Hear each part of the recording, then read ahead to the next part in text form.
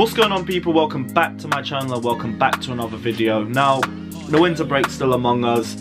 Like I always say, there's barely any content on this channel. I keep apologising for it, but I'm going to be real with you, until I'm out of uni, there's not going to be regular content on this channel.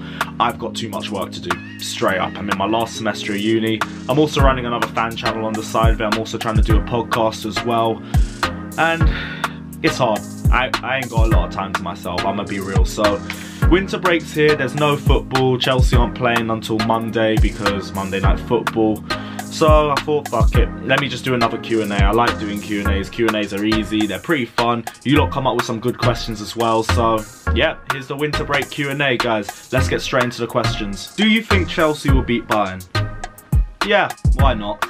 I'm not gonna lie, we ain't favourites, and I'm not even trying to say it like we are, but it's a Champions League. I mean, crazier things have happened. Look back at 2012, innit? Just look back to that. No one thought we were going to beat them in 2012. We went in without John Terry, with Ryan Bertrand at left wing, and we, not going to say battered them, but we beat them and we won the Champions League. So who's to say we can't do it again? What I will say though is we gave Bayern one of the most embarrassing results in their club's history, and they're probably going to be out for payback, and they could slap us up. I'm not even going to be surprised if it does happen. I mean, look at the other results when they've come down to London. They beat Arsenal 5-1 3 times in a row.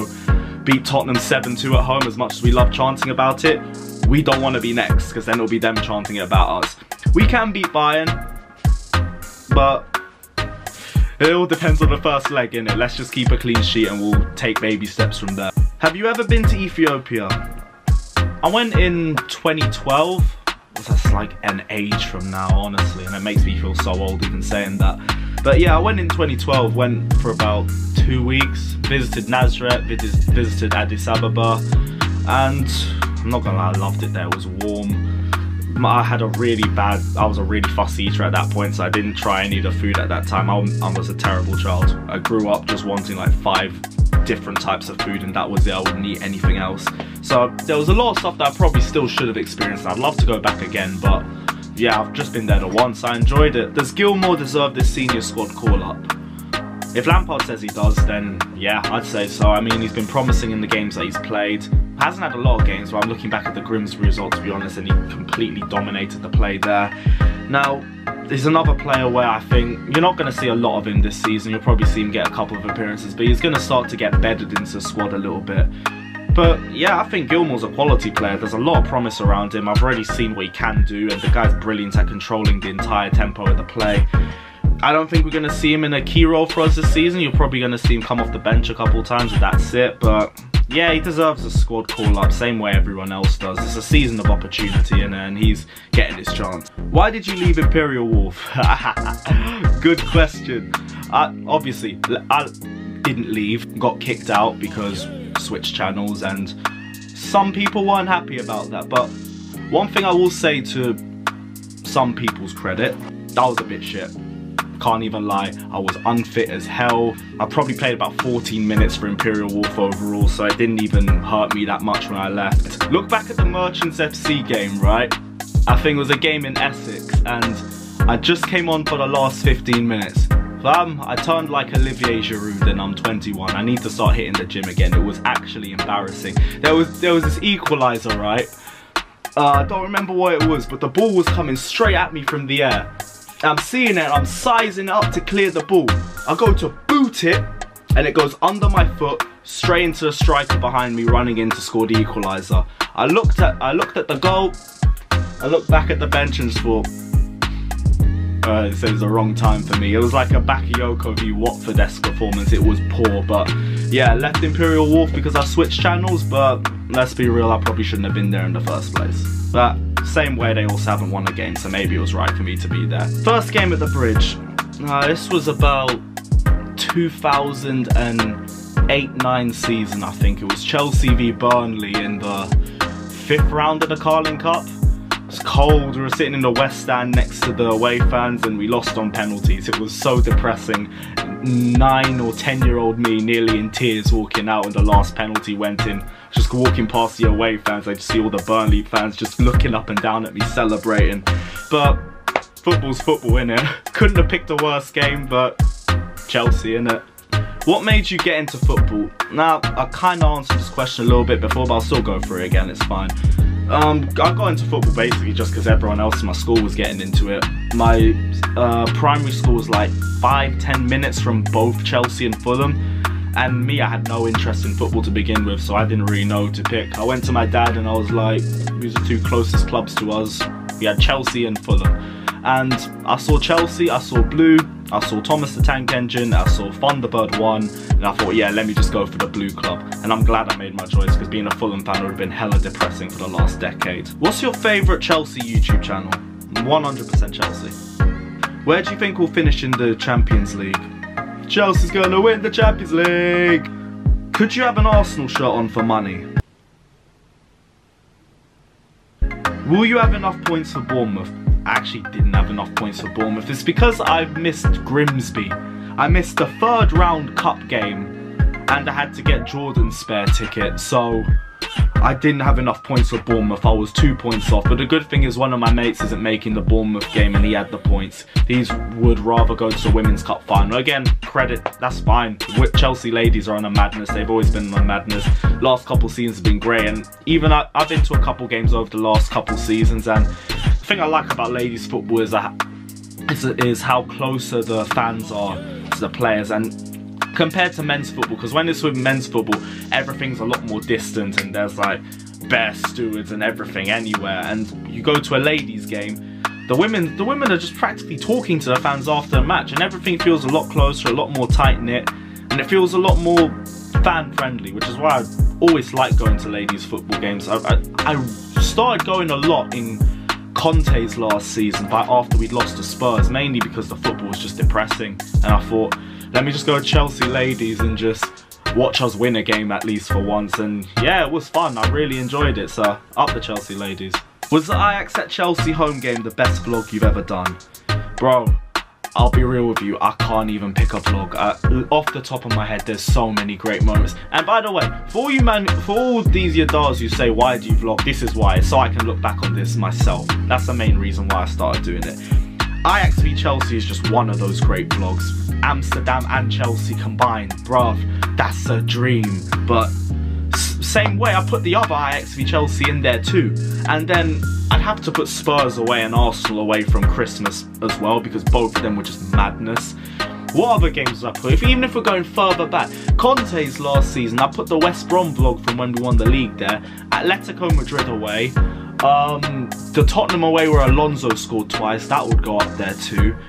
Even the Baku vlog when I was in the pub and we were just celebrating in Fulham Road afterwards, I'd put that vlog out there because it was limbs. There's so many vlogs I would pick, and honestly that's why I do them, because I love looking back at them. It's just memories. They're all memories to me. You man think I don't sit down at home and watch my own footage back or watch vlogs from like 2 years ago? Yeah, it's a bit sad, but you know what? Sometimes you just want to look back on those memories, and honestly, I've seen some great moments following Chelsea over the last decade. This is why I'll never stop vlogging. Do you ever sleep? No. What's sleep, man? I mean, how much hours sleep did I have this time? I think I've had 6, so I've actually had a decent night's sleep, but the night before I had like an hour and a half. Uni, work, fan channel, and just there's always other shit. I'm always busy, and this is the one thing I've learned from uni. It's that if you really want to work hard and play hard, then you're not gonna sleep. You don't get all three. You either get to enjoy yourself, you get to get your work done, or you get some sleep. You get 2 out of those 3, and you need to learn how to survive without the other one. The one thing I've learned from the last 2.5 years at uni, push sleep away if you can, and just get your shit done. Now, it's not the best advice, I can't even lie, but if you wanna experience uni to the fullest, enjoy yourself, work hard and play hard like I just said before, literally fuck sleep. Sleep where you can and just cope. Caffeine misuse, lack of food, and Bonazoo if you need to keep going. But other than that, Tomori or Andreas? Right now it's Tomori, but I don't want to throw all my cards out on Tomori because it does also look like Christensen when he first broke into the Chelsea squad as well. Christensen, from when Conte started giving him game time up until that Barcelona match, he was so composed, and honestly, it's the same composure I see out of Fikayo Tomori as well. but that's why I don't want to jump too quickly on him, because Christensen had that one bad mistake against Barcelona for Messi's goal, and he struggled to recover ever since then, and he just kept making mistakes game after game after game for the rest of the season after that. He started to drop off a little bit, starting to come back into his own a bit now this season. But the same way with Tomori, I want to see how he recovers from a bad run of form as well. If he can recover quickly and go back to being the Tomori we saw from before, not even saying he's in bad form right now, he's had a little bit less game time over the last couple months, but whenever he's played, he's still been solid as hell. So I'll go for Tomori right now, but we'll see if Tomori's the real deal after he has a bad run of form, and we'll see how he recovers. Thoughts on Kepa? You think we should replace him or keep faith in him? Now, I've already spoke about this on Blues Fans TV. By the way, if you had audio problems with that one, I'm really sorry. It was an amateur error from me. My bad. Thoughts on Kepa? Now, I don't think it's all his fault. I really don't think it's all his fault. But as a goalkeeper, your job is to keep the ball out the net. And the stats show that Kepa has been the worst player in the league at doing that. Like I said, I don't think it's all his fault. I do think the stats also make it look a lot worse than it is for him. But the stats are also telling you a little bit of the truth. And that's why I kind of say Kepa does need to improve. And I think he needs to be a bit more confident in himself. There is a good goalkeeper in there. Last season he was class for us. This season though, he's regressed a lot. He's on a 6-year contract with us, so I don't think we should replace him. He was the most we spent him for another 70 million. And I don't want it to be another Morata or Torres story, but maybe some competition would be best for him. I don't know, but I wouldn't get rid of Kepa just yet. Most disappointing game you've been to? There's a couple, especially over the last couple seasons. There's a few.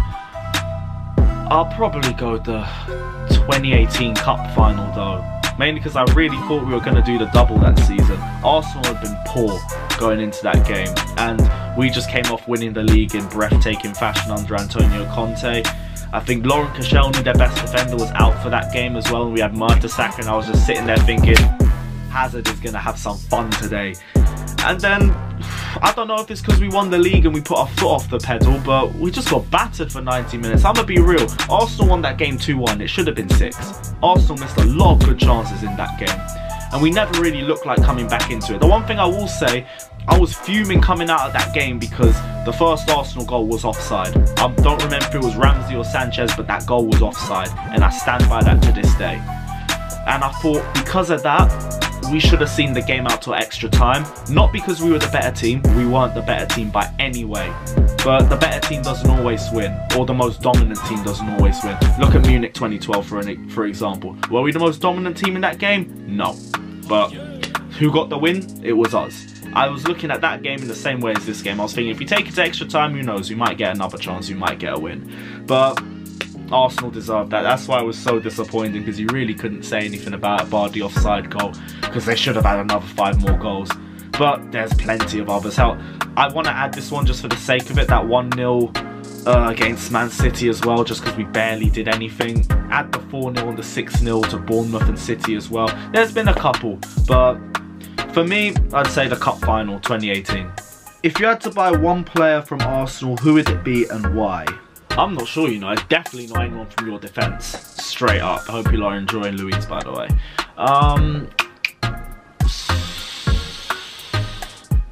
Aubameyang, probably. He's a quality striker. I'm not even ashamed of saying that. Aubameyang is class. And to be honest, I think Tammy could do with some competition. I think that's one thing he's really missing. Giroud is not seeing a lot of game time, and he probably isn't going to see much more game time with us. And Mishi, to be honest, nah, he ain't really the answer to our problems. I think if you put Aubameyang, he's starting over Tammy. First off, I'm calm with saying that as well. But competition for competition's sake. Also, Aubameyang he's just turned 30 as well, so it'd be a good short-term problem. People might think it's like another Cavani or a Higuain, but it isn't, because he's Premier League proven and we're getting him straight from another Premier League club, so it would work. It wouldn't be something for a long period of time in my opinion, because I think Aubameyang's game relies heavily on his pace, and him being 30, you just don't know how long he's going to have that pace left for. I'm not thinking it's a FIFA thing where as soon as you hit 30 your pace drops, but it's coming, innit? So yeah, I'd bring Aubameyang in. It'd be a good short-term solution for us. Would you take Werner even if it makes Tammy's second choice and he doesn't sign the contract? depends on how long his contract is, to be fair. In fact, well, 1 second, I'ma check. Yeah, guy's got 2.5 years on his contract. I'd definitely bring Werner in. It's like I said in the last video, and I'm talking about, what's it called? What's the word? Competition. Like, Werner would be perfect competition. The guy's a gunman. And also, if that means Tammy does want to leave, then our replacement is right there in Timo Werner. So, yeah, definitely, I'ma bring Werner. Werner and Tammy, that is an elite partnership. And that's 2 elite strikers that you have in your team. And right now, one of our biggest problems over the last couple of seasons is that our depth has been poor. Werner or Tammy's depth is mad. So, yeah, definitely bring Werner in. Champions League final between Arsenal and Spurs. Who would you rather win? I want to say neither, but I don't think I can say in this question. You man are probably going to hate me for this, but I'd say Tottenham. Only because I still don't think Tottenham can say shit to us if they win a Champions League. Tottenham have won fuck all for years. And if they win a Champions League, all that means is that they've graduated from the kiddie table to the big leagues. But they can't wave it around to us and say, where's your European Cup? Because we have one as well. Arsenal, these man still chat shit about the Invincibles and chat shit about being the biggest club in London, even though we've won the most trophies recently in London since 2000. We've won the most since, I think, the 70s, because their biggest period of winning trophies was in the 30s, if I'm correct. And also, even though we have 5 more European Cups than they do, they think London is red. Don't give them a Champions League, because then we can't answer back to them. Even with the Invincibles, I'm fine with them being invincible, and that's a great record for them as well, but I think the Chelsea 04-05 team was better, and the stats prove it. London is blue straight up, but if they win a Champions League, we can't say anything to them. So I'd rather see Tottenham win a Champions League. Sorry, don't hate me in the comment section, I'm just saying my opinion. If agree or disagree, it's fine. Favourite away game? I'm not sure if you mean favourite away game ever or favourite away day, so I'm gonna go with both. Favourite away game, West Brom when we won the league, because the atmosphere on the concourse beforehand, madness. I've never heard it that loud. I've never heard an away end that loud before. Then this was just the first 15 minutes of the game, and then when the ball went in, because it was 83rd minute as well, and I'm sitting there thinking, is this just going to be a 0-0? Is this really just going to be a 0-0? And then Mishi comes in clutch yet again. I didn't even think the ball had gone into net when it happened, because my mind hadn't processed it. Then I see Fabregas wheeling away towards the away fans, and I just lose my head. I've bowled down about 5-6 different rows. I've ended up on top of like 3 elderly people, and they're trying to pull me off some guy, but I'm too busy just going mad, just holding on to anyone just because we got the goal that we needed. So yeah, it has to be West Brom away. Senior team win the league, honestly, it's unmatched, and anyone who hasn't seen it, there's nothing like it. Not trying to take the piss or nothing, but it's nothing like watching your team lift something. But guys, this is going to be the end of the first part of the Q&A. I'm going to do a second one which should be out in a couple days as well. Let me know if you guys enjoyed this video, and don't forget to like and subscribe, and we'll see you very, very soon. Up the Chelsea.